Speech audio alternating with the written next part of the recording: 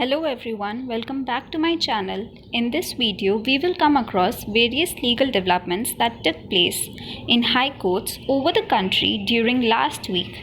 Let's begin. With A, we have the Allahabad High Court. Justice Jaspreet Singh of Lucknow bench of the High Court granted bail to 6 members of Tablighi Jamaat who happened to be citizens of Kyrgyzstan and held that the applicants, even though are foreign nationals, cannot be deprived of their personal liberty except in procedure established by law, and that they are also entitled to equal protection of law and equality before law. Here, Justice Rajesh Singh Chauhan of the Lucknow bench asks the UP government to file its reply in the anticipatory bail application filed by Sandeep Singh, personal secretary of Priyanka Gandhi Vadra, in a FIR lodged against him allegedly for forging a list of 1,000 buses that the Congress party arranged for the UP government to bring back migrant workers. A division bench comprising of Justice P.K. Jaiswal and D.K. Singh stayed the interim order passed by a single judge of the High Court, staying the recruitment of 69,000 assistant basic teachers in UP. The bench, however, clarified that the state government will be at liberty to continue with the selection process for 37,000 posts that were kept vacant for Shiksha Mitras in terms of the Supreme Court order dated June 9 in Subedar Singh and ORS versus State of UP and others. This I have mentioned in my Supreme Courts this week. Do watch out.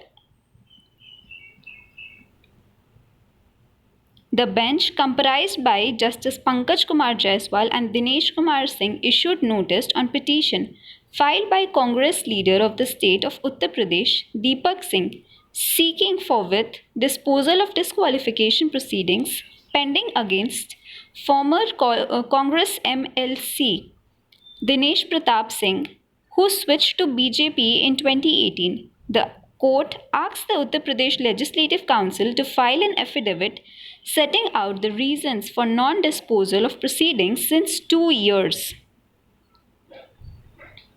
Justice P.K. Jaiswal and D.K. Singh dismissed a PIL seeking a directions to preserve the remains whatever found at the site of proposed Ram Janambhoomi Mandir campus, Ayodhya, during the levelling of the said site.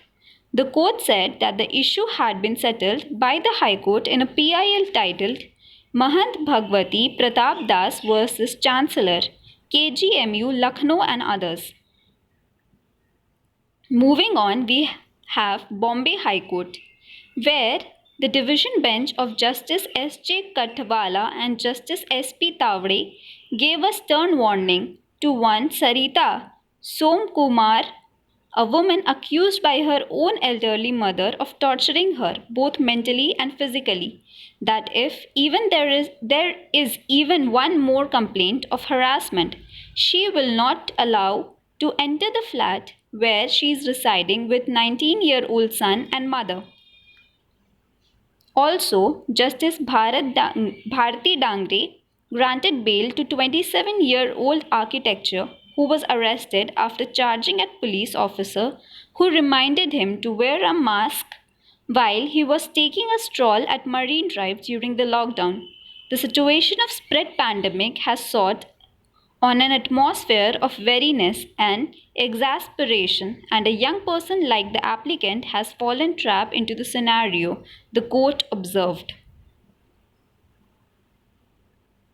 In this case, the division bench of Chief Justice Dipankar Datta and Justice S.S. Shinde granted liberty to 20 Mumbai residents who are members of a group called Save Our Coast to move Supreme Court as they questioned the continuation of construction work for the coastal road in violation of the lockdown rules. Justice Bharti Dangre granted bail to a sub-inspector with Mumbai police accused by his second wife of divorcing her by forwarding a text message saying talaq 3 times. The officer has also been accused of committing forcible and unnatural sexual intercourse. Justice Manish Patel of the Nagpur bench granted bail to 9 citizens of Kyrgyzstan and Kazakhstan accused of violating of their visa conditions, including in public activities of Maharashtra, although there is an allegation that the applicants had violated the conditions on which the visa was issued to them, primarily by engaging in public activities.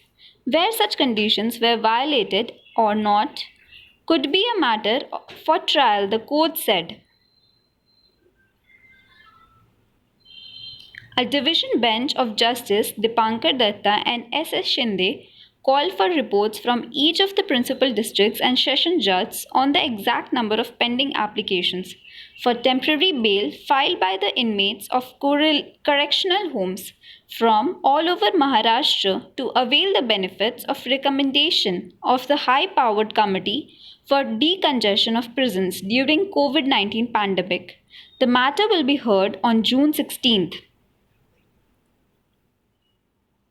A division bench held that it was neither for the petitioner nor the court to suggest on whom clinical trials of probable antidote to the coronavirus or SARS-CoV-2 virus should be conducted, and dismissed a writ petition suggesting such trials on inmates of correctional homes. Next, we have the Calcutta High Court, where the exodus of the migrant laborers due to pandemic have exposed these younger children to be trafficked for some monetary gain and sustainability in life, observed the division bench of Justice Somain Sen and Justice Harish Tandon, while taking cognizance of the alarming rise in child trafficking and child rights abuse in the state. The matter will be heard on June 18th. Justice Moshumi Bhattacharya observed that the limitation period to apply for probate starts not from the date of the death of the testator, but which the dispute arises or when it becomes necessary to apply for grant of probate. The court observed that 3 years limitation is not to be counted from the date of death of testator. The court was considering an appeal against an order rejecting plaintiff's application for grant of probate. In this case, Justice Sabyasachi Bhattacharya held that prisoners in the state of West Bengal are not to be governed by the provisions of the Minimum Wages Act 1948 and the rates fixed under such provisions by the appropriate government as minimum wages. Prison service cannot exactly be equated with normal service outside incarnation. There are certain distinctly discerning features in the former as compared to the later, the court observed.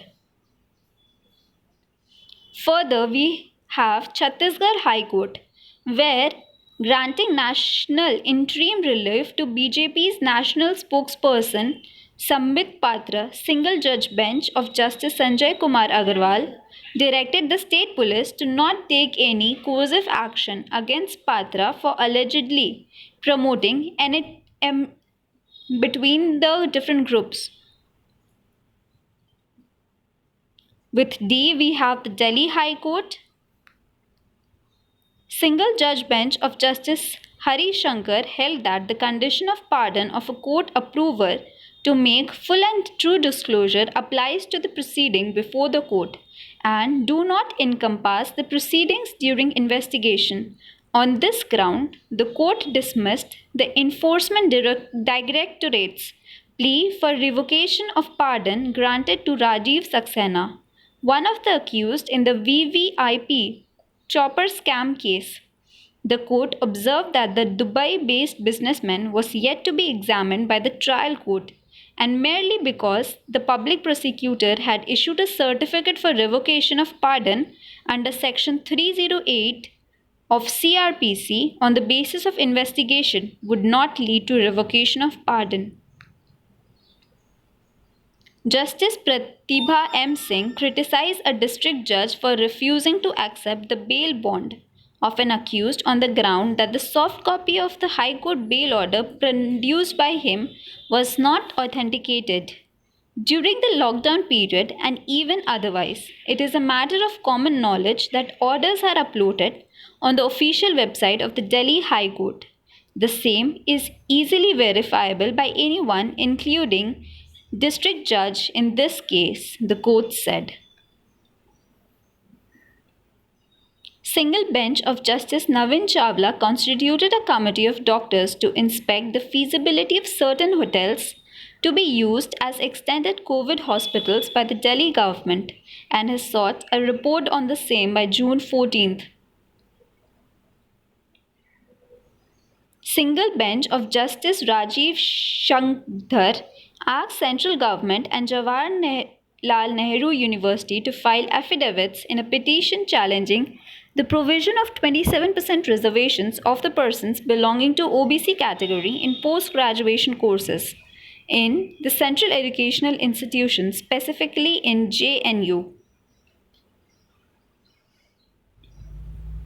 Single judge bench granted temporary injunction against a textile company from selling face masks having a registered trademark of Tommy Hilfiger.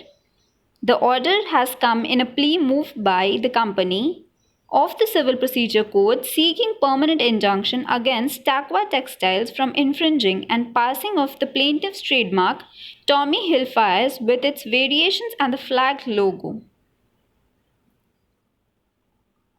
While acknowledging that there is a strong need for AIIMS to augment its capacity by adding more junior doctors on their roles in the present scenario, the single judge bench rejected the plea, seeking a direction to be issued to All India Institute of Medical Sciences to postpone the exams for postgraduate courses. A single judge bench of Justice Vibhu Bhakru restrained Crime Branch of Delhi Police from giving statements or circulating information regarding the allegations and evidence alleged corrected against Pinjara Tour members Devangana Kalikta or against any other accused of Delhi riots to the media or social media platforms. Moving forward with G, we have the Guwahati High Court, where the bench held that the right to receive post-retirement benefits is sacrosanct and the same cannot be denied merely because of lack of funds. The court observed that in the case an employer housing board of does not have sufficient funds, it may be approached the state government for the same. Next, the Gujarat High Court, where Justice Gokankani and Justice N.V. Ajnaria issued criminal contempt notice against senior advocate and president of the Gujarat High Court Association of Advocates for making surliest remark against High Court and its registry during a live press conference on Facebook.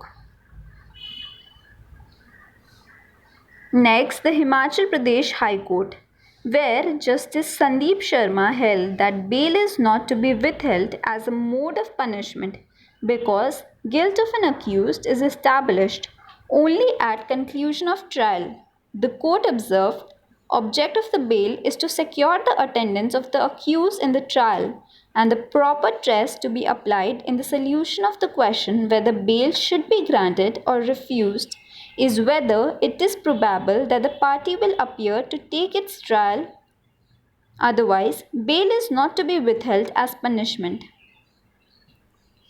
Moving forward, the High Court of Karnataka, where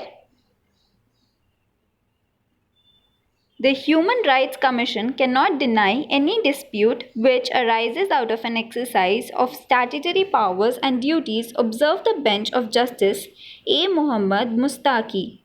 The very nature and power of the Human Rights Commission is recommendatory when it is called upon to decide the rights of the individual which otherwise available to him collectively.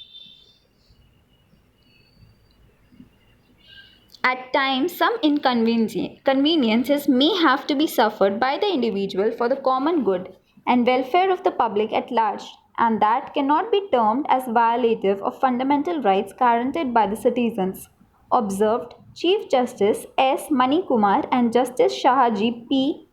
Chale, while hearing a PIL contending that the Public Works Department, without any tender or notification, has completely blocked the passage through a public road in order to construct a cross drain. In this case, the bench dismissed the PIL challenging constitutional validity of Section 3, subsection 2 of the Medical Termination of Pregnancy Act 1971, which allows medical termination of pregnancy under specified circumstances. The court observed that all pregnancies are not allowed to be terminated, but only those which meet the exceptional circumstances that are preferred in the section of the MTB Act. Further, the High Court of Madhya Pradesh, wherein Justice S. Shi Sarma recently allowed a habeas corpus petition which is in effect pertain to the custody of a 2-year-old boy holding US citizenship, emphasizing on the family law principle that welfare of the children is paramount importance. The bench examined the issue whether a habeas corpus petition is maintainable in respect of custody of a minor child and is held in the affirmative. Further, the Court of Madras, wherein the division bench issued notice to the Union of India, Union of Ministry of Information Technology, CERT and other state authorities on a PIL file against conducting of online classes by schools and colleges in the state of Tamil Nadu amid the lockdown in the absence of requisite schemes and guidelines under the Information Technology Act 2000. The bench comprising Dr. Justice Vinit Kothari and Justice R. Suresh Kumar issued notice on a PIL seeking monthly cash assistance of Rs 10,000 for economically backward sections of the society in the state. The court asked the state government to file its reply on the matter and has postponed the matter for hearing in July. The bench asked state government to file a counter affidavit in a PIL filed by DMK seeking necessary permissions and clearances for landing of international aircrafts carrying Indian standard abroad at the Chennai International Airport. With M, we have Manipur High Court, wherein a bench barred 7 MLAs who had switched from Congress to BJP from entering the Manipur Legislative Assembly until the Speaker has taken a final decision on the application filed away in 2018, seeking their disqualification on the ground of defection. The bench, comprising Justice Jameer and Justice Nobin Singh, initiated contempt proceedings against a woman cop who allegedly posted derogatory, defamatory and contemptuous remark in her Facebook account against judiciary. The court further directed the police to continue collecting and verifying details of persons who keep on uploading posts scandalizing the judiciary in connection with the present case.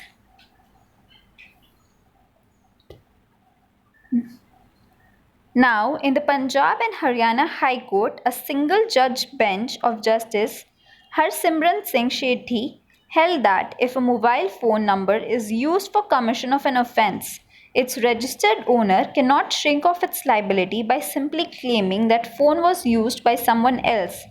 The court clarified that the registered mobile owner is predisposed to explain the court as to how his phone was used by someone else for commission of an offence.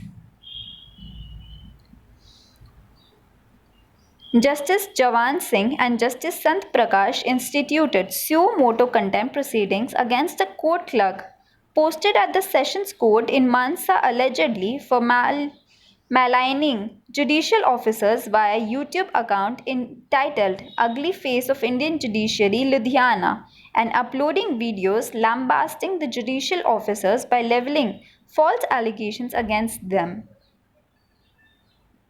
Justice Rajiv Sharma and Ajay Tiwari upheld the restrictions on religious places during lockdown and observed that the imposition of restrictions on religious places is in large public interest and has reasonable nexus with object sought to be achieved.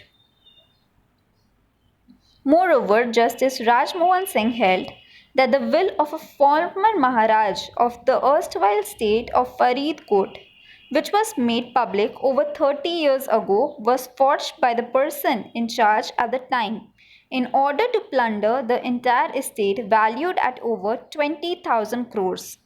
The court declared that the two surviving daughters of the late Raja, Rajkumari Amrit Kaur and Maharani Deepinder Singh, were entitled to inherit and share the properties in question. Court also allowed the claim of the late Raja nephew Amrinder Singh Brar to proportionate share in the Raja's estate. He relied on the registered will of Maharani Mohinder Kaur, that is, the Raja's mother, dated March 1990.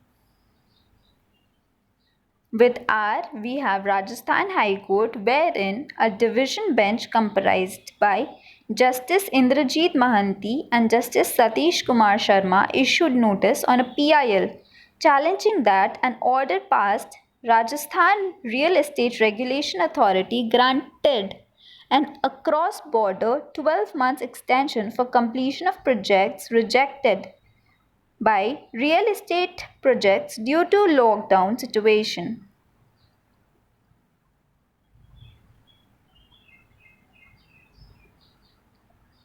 The Justice Sanjeev Prakash Sharma directed its registry to not entertain any such petitions that are filed in or disclose the name of rape victims. The court noted that the case at hand had been registered in the victim's name, despite explicit orders against the same in Petitioner A versus State of Rajasthan and others.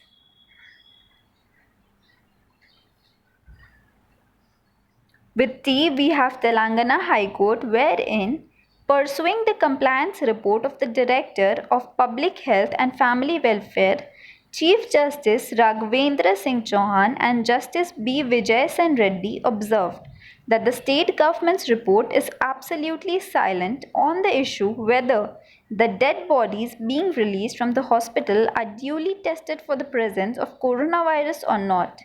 Consequently, the court warned if the directions issued by this court were not followed, this court will hold Dr. Srinivas Rao, the director, personally liable along with Principal Secretary, Medical and Health Department for the disobedience of the directions issued by this court. Chief Justice Raghavendra Singh Chauhan and Justice B. Vijay Sen Reddy directed the state to not only publish vital statistics on COVID on the internet, but most importantly, to have it published on front pages of the newspaper in print media. The railways should think about demarching some of the bogies out of the 24 bogies forming the train is exclusively dedicated to migrant workers. Perhaps 2 or 3 bogies can be earmarked for the migrant workers in each train leaving Sikandrabad area. At last, we have the Uttarakhand High Court, wherein the division bench comprising Justice Ramesh Ranganathan and Justice R.C. Khulbe declared that the Uttarakhand Former Chief Minister's Facility Act 2019, which allows former Chief Minister of the state to stay in government bungalows without paying rent, is ultra virus. The court held that a Chief Minister, once he demits office, is on par with the common man and is not entitled to any preferential treatment other than security and other protocols. With this, we come to end of the video. If you like my video, please subscribe to my channel in order to get notification whenever I come across with such videos. Thank you.